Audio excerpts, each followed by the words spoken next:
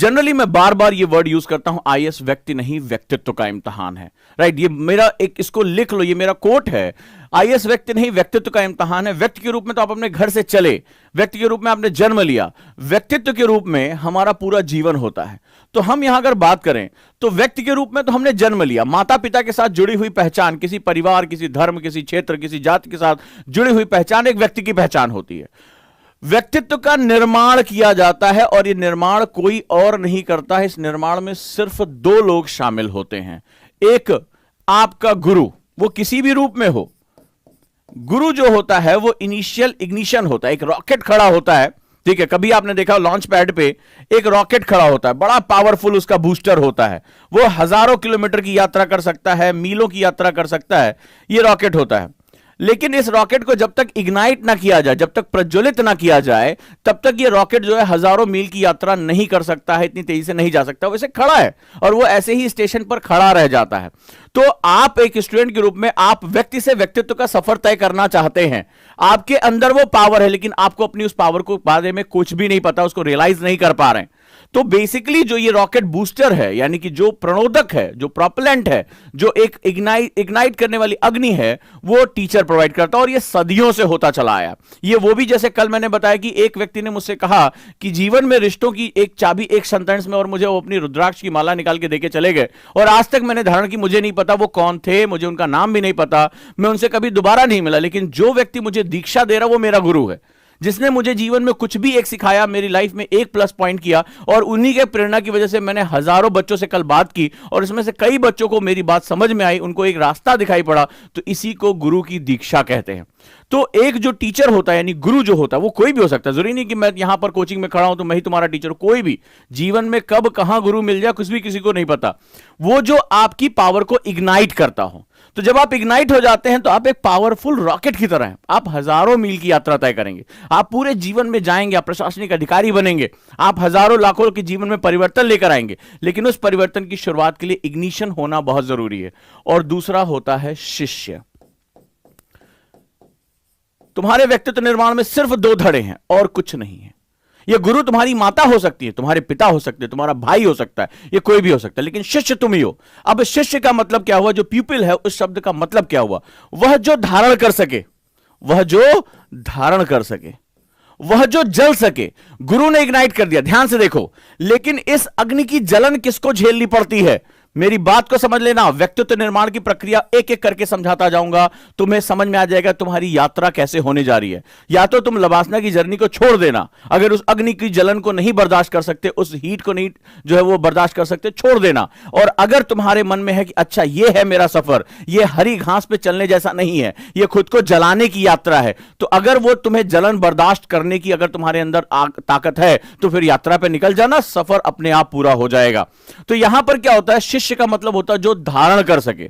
गुरु जब उसको प्रज्वलित करता है तो अग्नि प्रज्वलित होती है, अग्नि जलाती है, तपाती है, उसको गर्म करती है। लेकिन अगर पात्र, रॉकेट के पात्र क्या होते हैं? बहुत ही ज्यादा, उसके जो बूस्टर होते हैं वो बहुत ज्यादा अग्नि को बर्दाश्त कर सकते हैं।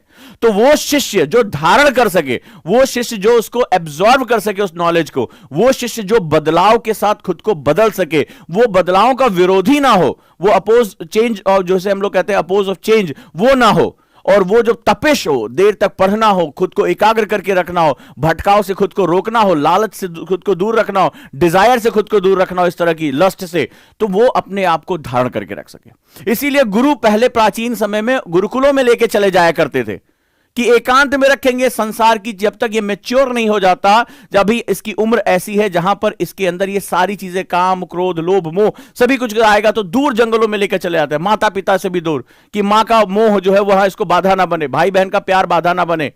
तो एक एकांत में जो है वो आराम से सर मुड़ा के एकदम जो है वो पीत वस्त्र अपना डाल के और जमीन पे सोना, एक सभी को साधारण जीवन दिया जाता था। फिर धीरे धीरे मनुष्य इसको धारण कर लेता था, और धारण जब कर लेता था तो फिर अब गुरु निश्चिंत हो जाता था कि अब समाज में भी जाओगे तो एक अच्छा जीवन तुम जी पाओगे। तो शिष्य वो होता है जो धारण कर सके, जो इस तपिश को बर्दाश्त कर सके। नहीं तो क्या होगा? ये रॉकेट जैसे ही बूस्ट होगा, टीचर ने जैसे ही इग्नाइट किया इसको, वैसे ये पिघल जाएगा, खत्म हो जाएगा, ब्लास्ट कर जाएगा। तो कई स्टूडेंट ब्लास्ट कर जाते हैं, जैसे दबाव पड़ता है घबराने लगते हैं, तड़पने लगते हैं, सर नहीं हो रहा है हमसे तैयारी, मेरे पास तो डेली की संख्या में क्वेश्चन आ रहे हैं। क्यों? क्योंकि गुरु ने इग्नाइट तो कर दिया, शिष्य वो धारण ही नहीं कर पाया। तो यहां जो व्यक्तित्व है वो धारिता की बात है, कैपेबिलिटी की बात है। वर्ड सुना होगा कैपेबल, ये कैपेबिलिटी क्या होती है? तो कैपेबिलिटी ऐसा नहीं है, इस अग्नि को धारण करने योग्य इसको बनाया जाता है, वो मटेरियल डाले जाते हैं जो इस ताप को बर्दाश्त कर सके। तो आज की जो मेरी यात्रा है, आज की जो मेरी क्लास है, वो तुम्हें बताएगा कि तुम अपनी धारिता को कैसे बढ़ा सकते हो, तुम अपनी चीजों को कैसे आगे लेकर जा सकते हो, तुम कैसे उसको बर्दाश्त कर सकते हो, और अपना जो गुरु शिष्य का जो परंपरा है, इसी व्यक्तित्व निर्माण में तुम कैसे लेकर आ सकते हो। तैयार हो? चलिए, अब सवाल है कैसे बनाएं अपना व्यक्तित्व, राइट? कैसे बनाएं अपना व्यक्तित्व?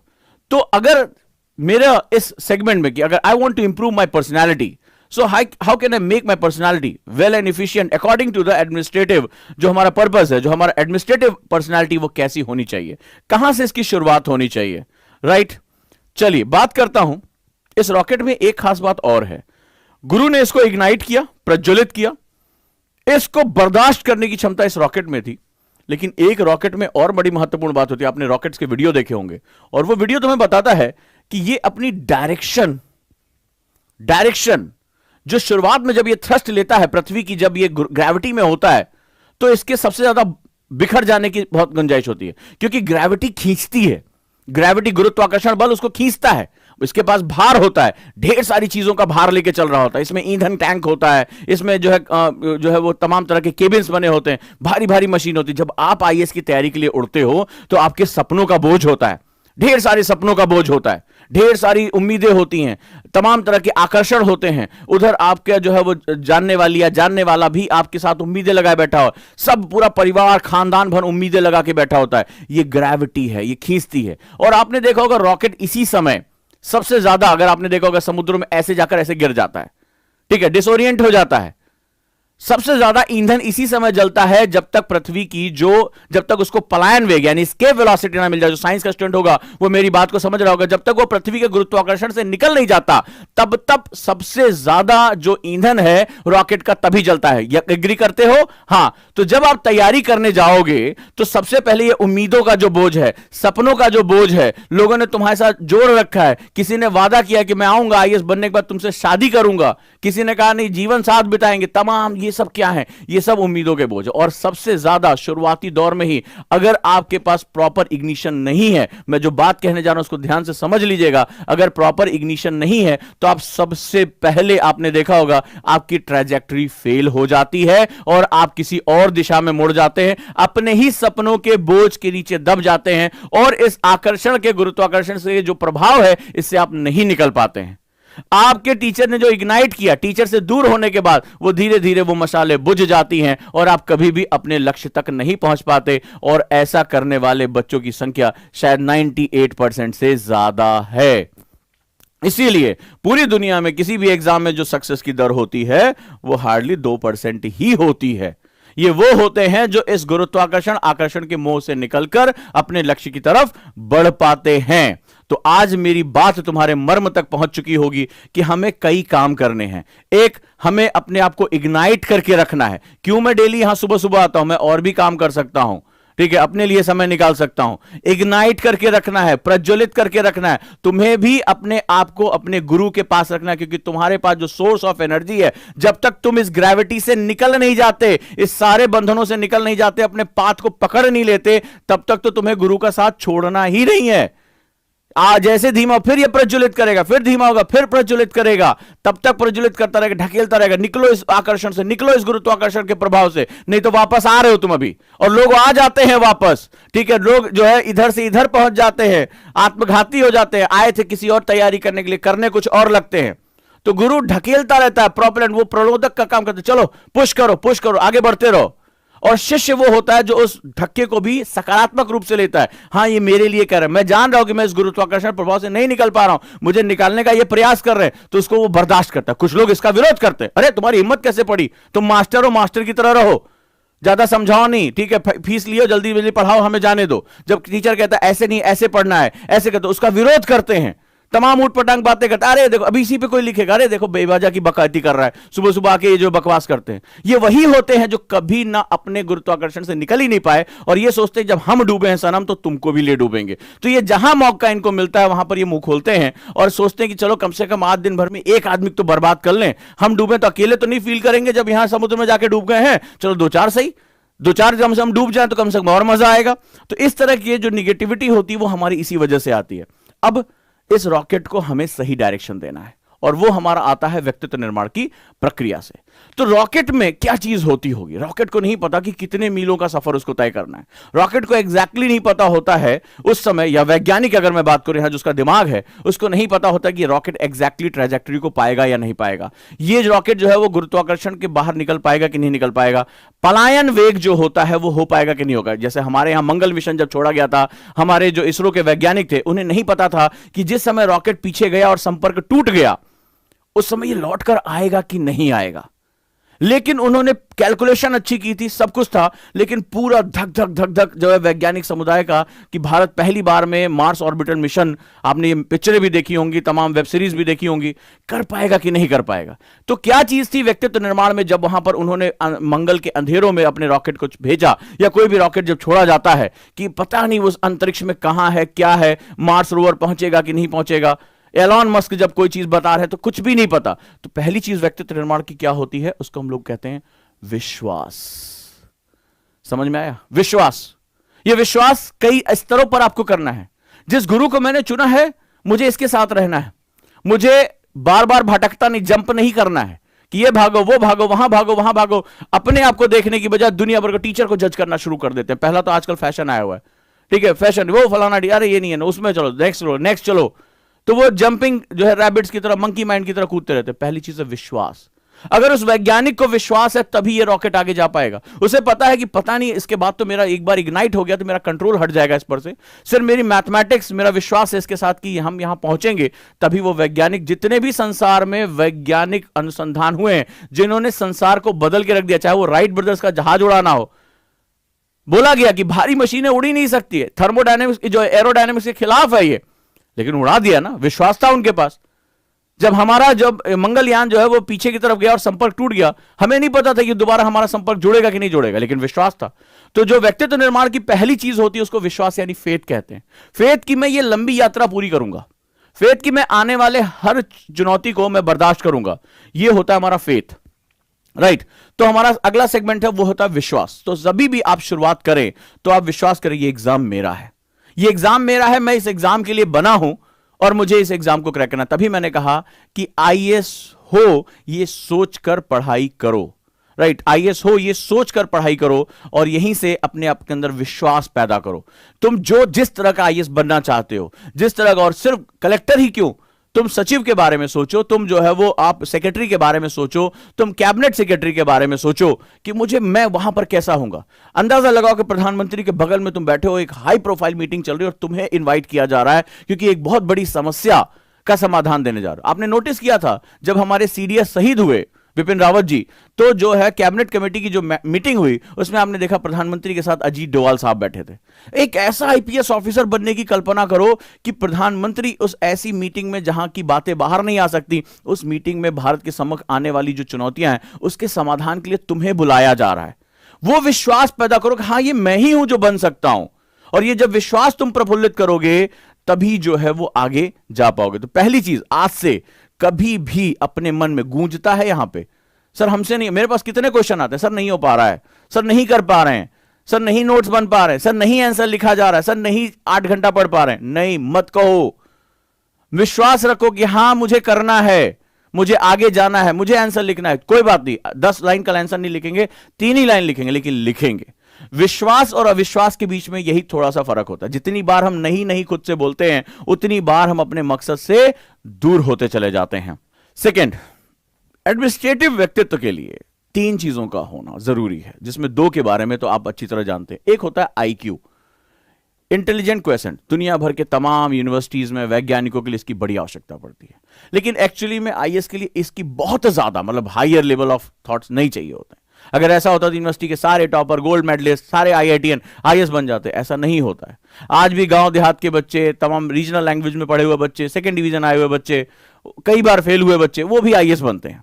तो इसका मतलब है, अगर आपके दिमाग में ये चीज है कि बहुत हाई लेवल ऑफ आईक्यू मुझे चाहिए तब मैं आईएएस बनूंगा, तो ये एग्जाम थोड़ा उससे अलग है। ये तुमसे एडमिनिस्ट्रेटिव एप्टीट्यूड के बारे में बात करता है, ये एडमिनिस्ट्रेटिव व्यक्तित्व के बारे में आपसे बात कर रहा है। तो अगली चीज क्या है? ईक्यू, इमोशनल क्वेश्चन, इससे ज्यादा, दैट इज ये निम्न, ये उससे ग्रेटर और ये इससे ग्रेटर। एक चीज और जोड़ूंगा, पीक्यू। तो बेसिकली ईक्यू का मतलब होता है इमोशनल क्वेश्चन। इमोशनल यानी आपके पास भावनात्मक अभिज्ञता। ये इमोशनल होना नहीं कि रोना शुरू कर दो, किसी गरीब को देखो तो हाय दैया छाती पीटना शुरू कर दो, नहीं। इमोशनल क्वेश्चन का मतलब होता है कि तुम उनकी जो मजबूरियां हैं, उनकी भावनात्मकता को समझते हुए निर्णय लो। जब तुम निर्णय लो तो केवल दिमाग से मत निर्णय लो, इसके साथ वो कहता है कि हृदय से को भी इन्वॉल्व करो, दोनों को बैलेंस करो, आईक्यू और ईक्यू को बैलेंस करो, निर्णय बहुत ही अच्छा होगा। तुम समझ सकोगे कि आज तुम्हारे कामों से किसी को हो सकता है दिक्कत हो, लेकिन जैसे जैसे तुम काम आगे बढ़ाते जाओगे वैसे वैसे इनके जीवन में एक नयापन आएगा, एक नई चीज आएगी, वहां पर तुम्हारा ईक्यू यानी इमोशनल क्वेश्चन आता है। लेकिन यूपीएससी के लिए जो तुम्हें चाहिए वो चाहिए होता है पीक्यू, यानी कि परसिस्टेंट क्वेश्चन। परसिस्टेंट यानी लगातार लड़ते रहना, this is the most important thing, PQ. Persistent का मतलब होता है लगातार लगे रहना, धैर्य के साथ लगे रहना, तब तक जो है वो बार बार कहते हैं कि रसरी आवत जात से सिल पर पड़त निशान, ये है पीक्यू। बहुत पहले हमारे यहां इसके बारे में बता दिया गया था, वेस्टर्न अब बता रहा है, बहुत पहले ईस्ट जो है वो पहले इसके बारे में बता चुका है कि रसरी आवत जात से सिल पर पड़त निशान, ये बिल्कुल एग्जैक्टली वही है। तो क्या है ये पीक्यू? पीक्यू कहता है कि when you start your performance, do it on regular basis. मैंने कल हैबिट के बारे में इससे पहले डिस्कस किया था। परसिस्टेंस, डोंट जंप अप, ऐसे जंप नहीं करना है कि ये गए ये आए, ये वाला काम नहीं है। जो पीक्यू है वो ये है, दिस इज पीक्यू।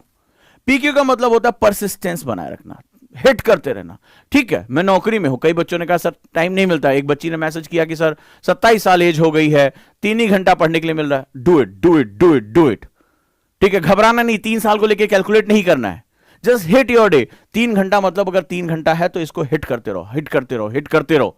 इससे नीचे नहीं जाना है, ऊपर नहीं बढ़ पा रहे हो, तुम्हारे जीवन में ऐसी चुनौतियां है, कोई बात नहीं, बट परसिस्टेंस लगा रहना है। परसिस्टेंस का एक और मतलब है, मैंने कई बच्चों को देखा पढ़ाने के दौरान अपनी टीचिंग में, पहला अटेम्प्ट नहीं हुआ, छोड़कर भाग गए, टीचर को गाली दिया, सबको ऊट पटांग सोशल मीडिया पे लिखा, उसके बाद भाग गए, छोड़ छाड़ बिस्तर उस्तर लेके निकल लिए। तो परसिस्टेंस का मतलब, और इसी बार में मैं ऐसे तमाम जो है इस बार मेधावी स्टूडेंट से मिला जो सेलेक्ट हुए, आईएएस आईपीएस बने, उसमें उन्होंने बहुत कम लोग थे जिनको फर्स्ट अटेम्प्ट में मिला, दूसरा अटेम्प्ट, तीसरा अटेम्प्ट, उसमें कई ऐसे थे जो पहली बार में इंटरव्यू में गए, दूसरी बार प्री नहीं निकला उनका, लेकिन hit hit hit hit hit. तो परसिस्टेंस का मतलब होता है जीवन के हर क्षेत्र में एक नियमितता लेकर आना। नियमितता, परसिस्टेंस मतलब मुझे किसी भी रूप में अपनी जो है एक रूपता बनाए रखनी है, चाहे वो पढ़ाई की हो, व्यवहार की हो। पता चला कुछ लोग क्या होता है, कई बार पागलों जैसा बिहेव करने लगते हैं, बहुत तनाव में हूं सर, ऊट पटांग से बोलने लगते हैं, रोने लगते हैं। ठीक है, नहीं, व्यवहार में भी परसिस्टेंस लेकर आना है। ठीक है, एग्जाम है ये, लेट इट बी, मुझे एग्जाम की तरह लेना है, ऐसा नहीं कि मुझे कोई फांसी चढ़ा दिया जाएगा मैं फेल हो जाऊंगा। एक बार फेल हो गया कोई बात नहीं, दूसरी बार जाना है, दूसरी बार नहीं, तीसरी बार करना है मुझे। अगर मेरे पास अटेम्प्ट ऊर्जा है, मेरा ये सपना है, मुझे पता है कि मैं इस एग्जाम के बाहर परिवर्तन लेकर आ सकता हूं, तो मुझे ये चीज करनी है। क्लियर है? नेक्स्ट वन, तो अब आप इस पे फोकस करिए, परसिस्टेंस, अपनी पढ़ाई में, अपने व्यवहार में, अपनी मानसिक दशाओं में, अपनी पॉजिटिविटी में, इन सब में परसिस्टेंस चाहिए आपको। ठीक है, अगर आप नियमितता लेकर आ पाते हैं तो आपके लिए बहुत आसान हो जाएगा। नेक्स्ट, थर्ड, पर्सनालिटी डेवलपमेंट के लिए, develop attitude and aptitude. UPSC में दोनों चीजें चाहिए। कई बार कहा जाता है कि पॉजिटिव एटीट्यूड रखिए, पॉजिटिव एप्टीट्यूड क्यों नहीं, ये बड़ा इंपॉर्टेंट है। अब यहां पर हम जरा बात कर लेते हैं कि आखिर इसमें जो है सेगमेंट क्यों आखिर ऐसा हो रहा है, ये समझ लीजिए। एटीट्यूड यानी अभिवृत्ति। अभिवृत्ति की अगर बात करें तो अभिवृत्ति का मतलब होता है कि आप जो ये चैलेंजेस डेली डेली आ रहे हैं उसको किस रूप में देख रहे हैं, किस तरह से आप आज आगे लेके जा रहे हैं। आपके सामने जो चैलेंजेस है, मुझे मान लीजिए मेरा आंसर अच्छा नहीं लिखा जाता, तो एक होता है सर मेरा आंसर बार बार नहीं लिखा जाता, सर मैं नहीं लिख पा रहा हूं, सर मैं क्यों लिखूं, मैं अच्छा आंसर नहीं। और दूसरा तरीका होता है कि मुझे आज कम से कम इंट्रोडक्शन ही अच्छा करना है, कोई बात नहीं पूरा आंसर मुझसे अच्छा नहीं लिखा, मेरे पास फैक्ट्स अच्छे नहीं है, लेकिन 3 लाइनें 4 लाइनें मुझे अच्छी लिखनी है। चलो अभी हम इस महीने इसी पे काम करते हैं, मैं कोई जल्दबाजी में नहीं। तो मैं अपने जो मेरे सामने प्रॉब्लम्स आ रही, एटीट्यूड क्या काम करता है, जो मेरे सामने प्रॉब्लम्स आ रही हैं, मैं इसको चैलेंजेस रूप में कहना शुरू कर देता हूं कि ये मेरे चैलेंजेस हैं, प्रॉब्लम्स नहीं है बेसिकली। और इन चैलेंजेस को मैं माइक्रो लेवल में तोड़ने की क्षमता जानता हूं, यानी छोटे छोटे सूक्ष्म स्तर पे मैं इसको तोड़ दूंगा। कि प्रॉब्लम बड़ी, मान लो जो मेरे पास, मुझे 150 वर्ड का आंसर मुझसे नहीं लिखा, बहुत से बच्चों ने, कल भी एक क्वेश्चन आया मेरे पास कि समझ में नहीं आ रहा है कि आंसर की शुरुआत कहां से करें। तो जब समझ में आया तो शुरुआत नहीं, तो उसको छोटे स्तर पे तोड़ दो कि मुझे आंसर ही क्यों लिखना है, मुझे सिर्फ प्रसंग लिखना है, मुझे सिर्फ इंट्रोडक्शन लिखना है। तो किसी भी चीज का केवल इंट्रोडक्शन लिखना है। तो हमें एक आंसर में पता होता है कि हमारे मिनिमम 3 पार्ट होते हैं, इंट्रोडक्शन, उसकी बॉडी यानी एक्सप्लेनेशन, और कंक्लूजन यानी उपसंहार।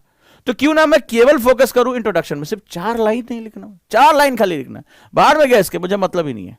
एक बार मैं इंट्रोडक्शन पे कमांड कर लूं, फिर मैं आ जाऊंगा बॉडी पे कि थोड़ा चलो इसकी एक्सप्लेनेशन पे 8 लाइन और लिख लेते हैं, फिर कंक्लूजन पे आ जाएंगे। तो आप जब प्रॉब्लम्स को चैलेंजेस में कन्वर्ट कर देते हो और चैलेंजेस को छोटे छोटे हिस्सों में तोड़ देते हो, तब आपका विजय की यात्रा शुरू हो जाए। अब आप उस पर आसानी से विजय पालोगे। और जब उसको आप बहुत बड़ा करके देखते हो, तब कभी भी आप उसमें अच्छा नहीं कर पाते हो। यही सिंपल सा फंडा होता है। दूसरा होता है अभिरुचि, एप्टीट्यूड। किसी भी चीज में इन्वॉल्व होना है। एनसीईआरटी कहती भी इसी बारे में कि आपको इन्वॉल्व होना है, अभिरुचि डेवलप करनी है, अपना मन लगाना है, और इसके बारे में मुझे बात करनी है। तो मेरा जो है एप्टीट्यूड क्या है, मैं इसको किस रूप में देख रहा हूं। सवाल है फॉर एग्जाम्पल कि मैं ज्योग्राफी, आज से मान लो ज्योग्राफी पढ़ाने जा रहा हूं, तो ज्योग्राफी का प्रशासनिक अभियोग्यता में, प्रशासन में मैं क्या इस्तेमाल कर सकता हूं। यानी इसको पढ़ते समय सिर्फ मुझे हवाओं के चलने का जो है वो नाम नहीं याद रखना है, मुझे लोकल विंड्स के नाम नहीं याद रखने हैं, मुझे जो है वो अधिवासों के नाम नहीं याद रखने, मुझे तो समझना है कि अभिरुचि क्या होती है। अभिरुचि का मतलब होता है इन्वॉल्व करना, कि अगर मैं कल प्रशासनिक अधिकारी हूं तो मेरी ज्योग्राफी की नॉलेज मेरे देश की समस्याओं के निपटान में कितनी महत्वपूर्ण भूमिका निभा सकती है, which is very important, right. ये होता है जब आप सब्जेक्ट को अपनी लाइफ से जोड़ लेते हो और खुद को अपने सब्जेक्ट में इन्वॉल्व कर देते हो। सॉरी टू से हमारा एजुकेशन सिस्टम इतना सपोर्ट नहीं करता। वो कहता है अरे पढ़ लो यार, सब लोग टीचर भी कहते हैं पढ़ लो यार, नंबर पा जाओ, भागड़ में जाओ, इससे क्या मतलब है। यहीं से हम खराब कर देते हैं। और आगे चलकर वही स्टूडेंट जब पहुंचता है अपने फील्ड में, तब वहां वो अपने आप को बहुत अकेला पाता है या वो गलत कार्य कर रहा होता है। एजुकेशन हमेशा एक पर्पस के साथ होता है। तो जब आप खुद को इन्वॉल्व कर लेते हैं, तब आप जाकर उसके साथ जुड़ पाते हैं। अगला point, develop skills, which is most important. Skills आपको इस युद्ध में बहुत ताकतवर बनाती है। जैसे रीडिंग स्किल, लिखते जाओ, रीडिंग स्किल्स। किताब कई लोगों को पढ़ना ही नहीं आता। कई लोग पढ़ने बैठते हैं, 2 पेज से ज्यादा कंसंट्रेट नहीं हो पाते। उन्हें लगता है कि सिर्फ नोट से ही हम आईएएस बन जाएंगे। तमाम तरह की धारणाएं होती हैं। वो अपने आप को इंप्रूव करने के लिए बुक्स पढ़ते ही नहीं है, कुछ नई चीज जानने की कोशिश ही नहीं करते हैं, क्योंकि वो कहते हैं सर पढ़ने में मन नहीं लगता, ज्यादा देर तक हम कॉन्सेंट्रेट नहीं हो पाते हैं। तो पहली आपकी रीडिंग स्किल डेवलप करनी होगी, और वहां से शुरू करो। कोई भी छोटी छोटी चीज, जैसे रीडिंग स्किल का मतलब होता है बैठकर कुछ पन्नों के साथ लगातार पढ़ें। कुछ मोटिवेशनल बुक्स पढ़ लो, कुछ इंटरेस्टिंग बुक पढ़ लो, नहीं हो तो बिल्लू पिंकी कॉमिक्स, लेकिन पढ़ो, रीडिंग स्किल डेवलप करो। रीडिंग स्किल लगातार जो है वो प्रैक्टिस से आता है। It take lot of practice. Hindi मन करे हिंदी पढ़ो, इंग्लिश मन करे इंग्लिश पढ़ो, जो भी आपकी लैंग्वेज हो वहां का रीजनल साहित्य पढ़ो, प्रेमचंद्र पढ़ो, फणीश्वरनाथ रेणु पढ़ो, मन्नू भंडारी पढ़ो, ठीक है, लेकिन पढ़ो उसको। जो भी आपको इंटरेस्ट दे रहा, जिसमें आपको कोई प्रेशर नहीं लेना है, वो पढ़ो। और जब आप उसको रीडिंग स्किल धीरे धीरे डेवलप करो, एक 30 मिनट्स 45 मिनट्स अलग निकालो अपने लिए। ये धीरे धीरे हैबिट में डेवलप होगा। फिर जब ये रीडिंग हैबिट डेवलप होगा, जिस दिन तुम मन्नू भंडारी पढ़ लोगे, उसी दिन आगे चलकर तुम जो है भारत में प्रशासनिक व्यवस्था के बारे में पढ़ना शुरू कर दोगे। लेकिन जब तुम मन्नू भंडारी जब इंटरेस्टिंग चीज नहीं पढ़ पा रहे हो, तो बुक भी नहीं पढ़ पाओगे। ये बात ध्यान रखना, कोई चमत्कार नहीं होने जा रहा है, क्योंकि ये तुम्हारी स्किल्स का एक हिस्सा है। दूसरी स्किल की बात करें, स्किल का मतलब होता है it needs lot of practice. Skill का मतलब ही होता है, स्किल कब आती है? When you do lot of practice. जब आप लगातार अभ्यास करते हो तो ही प्रैक्टिस आती है। तो इस प्रैक्टिस में रीडिंग स्किल हो गया। दूसरा राइटिंग स्किल, जो भी पढ़ो उसको लिखने की कोशिश करो। रिवीजन स्किल, जो भी पढ़ो उसको बार बार दोहराने की कोशिश करो। कई लोग तो अपने आप को फोटोकॉपी मशीन समझते हैं कि एक बार देख लिए सब याद हो गया। बार बार उसको पढ़ने की आदत डालो। Reading revising skill. काम स्किल, काम स्किल का मतलब क्या है? खुद को शांत रखना पड़ता है। हर हफ्ते एक बार तो ऐसा होता होगा कि आपके दिमाग में क्वेश्चन आता है, यार हमसे ये एग्जाम निकलेगा कि नहीं निकलेगा, हमसे ये हो पाएगा कि नहीं हो पाएगा, राइट? तो ऐसी कंडीशन में खुद को मेडिटेशन सिखाओ, खुद को काम रखने की कोशिश करो, डायरी लिखो, अपने निगेटिव विचारों को अपनी कॉपी में डाल दो कि देखो भाई मेरे सामने ये निगेटिविटी आ रही है। अगर आप ये कर पाते हो तो खुद को शांत रखिए कि ये इस एग्जाम में तूफान चलते हैं दिमाग में, आपका दुश्मन कोई नहीं, आपके अंदर बैठा हुआ है। उसको अगर तुम शांत कर पाते हो, इस दिमाग को तुम शांत कर पाते हो, तो दुनिया तुम्हारे हाथों में है। तो काम स्किल, इसके बाद टेक्निकल स्किल, थोड़ी सी टेक्नोलॉजी को भी आपको पता होनी चाहिए। क्या है ये टेक्निकल स्किल? जैसे गूगल सर्च करना, जैसे टेक्नोलॉजी के बारे में थोड़ी जानकारी लेना, जैसे कहीं पर भी आप तमाम तरह की वेबसाइटों को जो है वो आपको बुकमार्क करना आना चाहिए। जैसे यूनाइटेड नेशंस की वेबसाइट हो गई, नीति आयोग की वेबसाइट हो गई, जहां पर इंपॉर्टेंट रिपोर्ट्स आ रही, आईएमएफ की वेबसाइट हो गई, इनको बुकमार्क करके रखना, इनको जो है वो इनके जिसे हम लोग कहते हैं आरएसएस फीड लेना। इनके आप तमाम ऐप्स आती हैं जिन पे आप उनके आरएसएस फीड ले सकते हो, उस पर कोई भी अगर नोटिफिकेशन आता है तुरंत आपको पता चल जाता है, आपका समय बचता है और आप अपडेट रहते हैं। तो टेक्नोलॉजी स्किल आपके लिए बहुत ही ज्यादा इंपॉर्टेंट हो जाती है। और ये जो चीजें होती स्किल में आपको बहुत ही ज्यादा एक तरह से नए अपने आप को चैलेंज करना। इसके बाद खुद को ऑर्गेनाइज रखने की स्किल, मेरे नोट्स कहां हैं, बुक्स कहां हैं। कई बार लोग बहुत अनऑर्गेनाइज्ड हो जाते हैं, न्यूज़पेपर कहां है, कटिंग्स कहां है, फाइलें कहां है मेरी। तो ऑर्गेनाइज करके रखना जो है वो सीखो। इसके लिए तमाम जो है टेक्निकल स्किल भी बहुत आजकल बहुत अच्छे अच्छे ऐप आ चुके हैं जो अपने आप को ऑर्गेनाइज करने में बहुत मदद करते हैं, बुक मार्क करने में बहुत मदद करते हैं। तो इससे आपका बहुत समय बचता है। आगे चलकर जब आप धीरे धीरे आपके नोट्स बढ़ेंगे, अभी तो ठीक है, लेकिन आपके नोट्स बढ़ेंगे, न्यूज़पेपर की कटिंग्स बढ़ेंगी, तमाम तरह के जो है इनपुट्स पर बुक्स बढ़ेंगे, तो उसमें आपको कई बार कॉन्सेप्ट ढूंढने पड़ते हैं। अब ढूंढने में 2-2 3-3 घंटा गुजर जाता है। तो आपको ये चीजें सीखनी पड़ेगी। अगर आप ये चीजें सीख पाते हैं तो आगे चलकर जो बुक पढ़ना है, टाइम टेबल मैनेज करना है, वो आपके लिए बहुत बहुत ज्यादा आसान हो जाता है। तो उम्मीद करूंगा कि इसके बाद, यानी कि जो मैंने आपको फिर से बताया, एक हम इसको रिवाइंड करते हैं और हम समझते हैं। मेरी इस बात का मतलब तुम्हें समझ में आ गया होगा। अगर इस यात्रा में जाना है तो एक ऐसा व्यक्ति जो आपको इग्नाइट कर सके उसको रखिए, खुद को तैयार करिए कि मुझे इस हीट को धारण करना है, राइट। फिर अपनी ट्रेजेक्टरी को, आपको पता है कि जो आपकी तैयारी के शुरुआती दौर होगा वो सबसे कठिन होगा। अगर इसी ग्रेविटी में तुम 3 से 4 महीना लिख लो, अगर आज से तुम तैयारी शुरू करने जा रहे हो तो 3 to 4 मंथ सबसे डिजास्टर्स होते हैं। शुरुआत में क्या होता है, थ्रस्ट ज्यादा मिलता है, 2 महीने जो है बहुत आप तेजी से पढ़ोगे, तीसरा चौथा महीना आप अचानक से डाउन हो जाओगे। अगर ये चौथा महीना जो है तुमने सही से निकाल लिया और अपनी कंटिन्यूटी को बनाए रखा तो 5वें महीने में आप 5वें 6ठे महीने में आसानी से जाओगे। लेकिन चौथे महीने आते आते तुमने महसूस किया होगा आपका डाउनफॉल शुरू होता, और उस समय अगर आपने अपने आप को नहीं संभाला, अपने टीचर से बात नहीं की, खुद को इग्नाइट नहीं किया, तो फिर आप ट्रेजेक्टरी से हट जाओगे। और इसके बाद अगर कंटिन्यू रखा तो सफर तुम्हारे लिए आसान हो जाता है। क्लियर है? विश्वास से बात अपनी शुरू करो और पीक्यू पर आओ। आज से तुम्हारी, अगर तुम, कई लोगों ने मुझसे पूछा कि सर एडमिनिस्ट्रेटिव एप्टीट्यूड के लिए क्या बहुत तेज लाल होना, बहुत तेजू लाल होना, बहुत ही जो है गोल्ड मेडलिस्ट होना जरूरी नहीं? तुम्हारे सामने है, पीक्यू होना जरूरी है। In every behaviour, in your thoughts, in your daily routine, in your thinking process, in your behaviour, सभी में तुम्हारा परसिस्टेंट होना जरूरी है। ये रिक्वायरमेंट है यूपीएससी की। क्यों तुमसे प्री मेंस इंटरव्यू कराते हैं, इतना करने के बाद भी जाके उसका ट्रेनिंग कराते हैं। तुम्हारा बहुत धैर्य देखा जाता है कि सामने एक व्यक्ति गाली दे रहा है। आपने देखा कोविड टाइम में 2 डीएम ने अपना जो है आपा खो दिया, क्या हालत हुई, पूरे देश से माफी मांगनी पड़ी। परसिस्टेंस ऑफ बिहेवियर कि तुम जो है वो बिल्कुल ही नियत बने रहोगे, तुम्हारे व्यवहार में कोई भी परिवर्तन नहीं आएगा। ये होता है परसिस्टेंस होना। ठीक है, तो आपका अगर हम डेली पढ़ रहे हैं तो हम डेली पढ़ेंगे, हमारा व्यवहार यही रहेगा। बार बार मानसिक उच्चार, अरे यार बोर हो गए हैं, नहीं पढ़ा जा रहा है, नहीं ये नहीं करना है मुझे। इसके बाद एटीट्यूड और एप्टीट्यूड दोनों डेवलप करो। किसी भी समस्या को बहुत बड़ा करके मत बोला करो, नहीं हो पा रहा है, ऐसा नहीं हो पा रहा है। रिवीजन करना है, छोटा छोटा रिवीजन करो। किसी को बोल दो कि तुम मुझे पढ़कर सुनाओ, मैं उसको सुनकर याद रखूंगा। आप मोबाइल में उसको रिकॉर्ड करके सुन सकते हो, कई तरीके हैं आपके पास। और स्किल्स, बिना स्किल्स के ये युद्ध नहीं लड़ा जा सकता, कभी नहीं हो सकता। अगर आप अपनी पर्सनालिटी पर काम नहीं करोगे तो कभी भी आपकी पर्सनालिटी आपको उस तरह नहीं बनती हुई दिखाई पड़ेगी। अगर आप अपने लिए 30-35 मिनट पढ़ने के लिए नहीं निकालते हो, खुद को अपने आप को नर्चर करने के लिए नहीं निकालते हो, कभी भी काम नहीं चलेगा। अगर आपका पेन नहीं चलता, सोच रहे कि पढ़ ले तो लिख लेंगे, कभी भी नहीं होगा। अगर आप अपने आप को रिवीजन स्किल में नहीं डाल रहे हो तो कभी भी काम, अगर आपके टाइम टेबल में रिवीजन नहीं है, कुछ एक तरफ पढ़ते जाओगे, दूसरी तरफ रेत के निशान जो है मिटते चले जाएंगे। ठीक है, खुद को काम करना नहीं आता, खुद से डेली पूछना है कि मुझे कैसे करना है। जो सुबह, कल सुबह मेरी 6:30 बजे क्लास है मेडिटेशन की, आओ वहां पर बैठते हैं, बात करते हैं। खुद को शांत रखना सीखना बहुत महत्वपूर्ण है। ठीक है, टेक्नोलॉजी स्किल मुझे पता नहीं, कई लोग वर्ड जो है, मैंने देखा कई लोग जीमेल नहीं बना पाते हैं, तो वो सब चीजें तुम्हें आनी चाहिए।